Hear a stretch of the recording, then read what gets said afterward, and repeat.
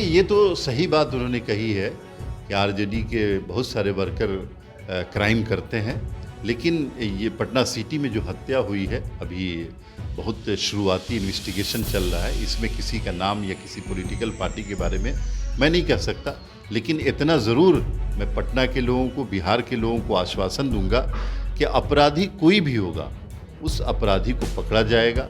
लोग आइडेंटिफाई हुए हैं और पकड़े जाएंगे, मुजरिम को सज़ा मिलेगी, चाहे वो अपराध पटना में करें या किशनगंज में करें या सासाराम में करें या मोतिहारी में करें।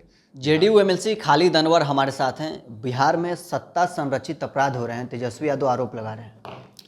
दरअसल ये टर्म जो है ना, जो टर्मोलॉजी तेजस्वी यादव जी इस्तेमाल कर रहे हैं, ये उनके पिताजी के दौर से ये टर्मोलॉजी चल रही।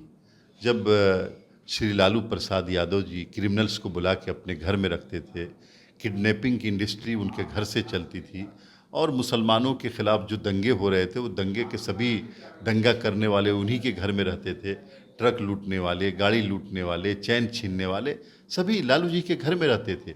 तो उस वक्त ये चलता था कि सत्ता संरक्षित अपराध।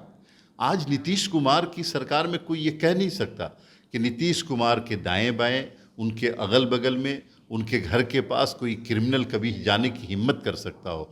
Nitish Kumar law and order के मामले में ज़ीरो टॉलरेंस की नीति पे चलते हैं और पिछले 20 सालों से चल रहे हैं। इस पे कोई उंगली नहीं उठा सकता। तेजस्वी यादव जी अपने पिताजी की बातों को दोहरा रहे हैं और बिहार के 13 करोड़ लोग समझ रहे हैं कि तेजस्वी यादव जी को अगर मौका मिला तो फिर वही दौर लौट आएगा जो लालू प्रसाद यादव जी के ज़माने में 1990 से 2005 का ज़माना था।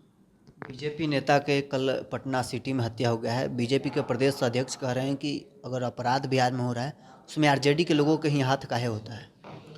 देखिए, ये तो सही बात उन्होंने कही है कि आरजेडी के बहुत सारे वर्कर क्राइम करते हैं, लेकिन ये पटना सिटी में जो हत्या हुई है अभी बहुत शुरुआती इन्वेस्टिगेशन चल रहा है। इसमें किसी का नाम या किसी पॉलिटिकल पार्टी के बारे में मैं नहीं कह सकता, लेकिन इतना ज़रूर मैं पटना के लोगों को, बिहार के लोगों को आश्वासन दूंगा कि अपराधी कोई भी होगा, उस अपराधी को पकड़ा जाएगा।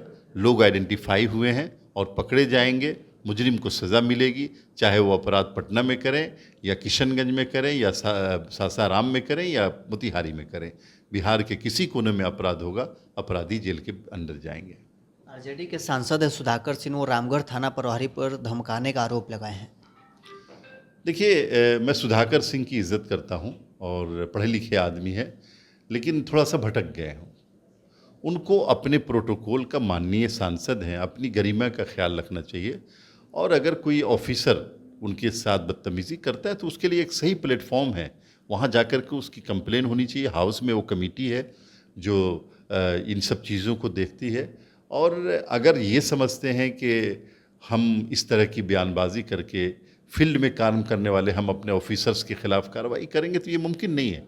हम उन सभी ऑफिसर्स की इज़्ज़त करते हैं जो ईमानदारी से काम करते हैं और लोगों के प्रोटोकॉल का ख्याल रखते हैं।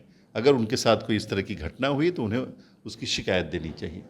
बड़ी संख्या में बिहार में प्रशासनिक सेवा में फेरबदल हुआ है। आरजेडी की ओर से कहा जा रहा है कि चमचे बेलचे सरकार चला रहे हैं, इसी प्रकार इसीलिए ये सब फेरबदल हो रहा है। देखिए, सही बात यह है कि पिछले 19 बरस में नीतीश कुमार ने जो बिहार को इतनी बुलंदी पे पहुंचाया है, तो उसमें जो नीतीश कुमार के काम करने का तरीक़ा, जो पारदर्शिता है और ईमानदार ऑफिसर्स की मेहनत इसमें शामिल है।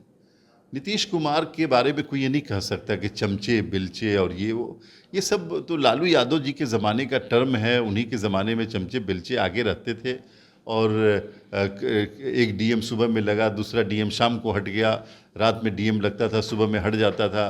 कोई सुभाष यादव की बात नहीं सुन रहा है तो कोई साधी यादव की बात नहीं सुन रहा है, तो कोई राबड़ी देवी की बात नहीं सुन रहा है, तो कोई मीसा भारती की बात नहीं सुन रहा है। तो ये नीतीश कुमार के ज़माने में ये सब नहीं हो सकता।